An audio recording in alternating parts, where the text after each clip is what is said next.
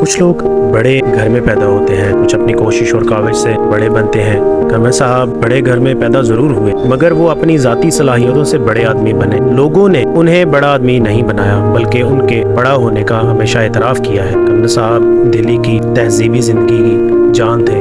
وہ شاعر بھی تھے اور شاعر گر بھی، اور اپنی ادب نوازی اور شاعر نوازی کے لیے مشہور تھے۔ کنور صاحب ایسے خاندان کے چشم و چراغ تھے جن کا سکھوں کی اور پنجاب کی تاریخ میں بہت نمایاں اور اہم رول رہا ہے۔ انہوں نے چوٹی کی تعلیم گاہوں میں تعلیم حاصل کی اور پھر عمر بھر صوبائی اور مرکزی حکومتوں کی ملازمت بڑے بڑے عہدوں پر فائز رہے۔ انہیں ملازمت کے دوران اور اس سے سبق دوش ہونے کے بعد بھی ہندوستان اور پاکستان کی متعدد برگزیدہ اور صف اول کی شخصیتوں سے ملاقاتیں اور ان سے قریبی تعلقات کا اتفاق ہوا۔ اور ہندوں میں رند، شاعروں میں شاعر، امیروں میں امیر، صوفیوں میں وہ صوفی تھے۔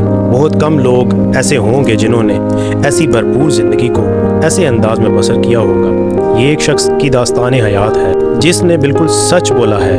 یادوں کا جشن۔ جب ہندو مسلم فسادات نے سارے بر اعظم کو پاگل کر دیا تھا، لیکن بیدی صاحب کا دل تعصب اور نفرت سے پاک تھا۔ بیدی صاحب نے اسی زمانے میں دلی میں امن و امان قائم رکھنے کے لیے جو کوششیں کیں، اس کی تعریف کیے بغیر نہیں رہ سکتے۔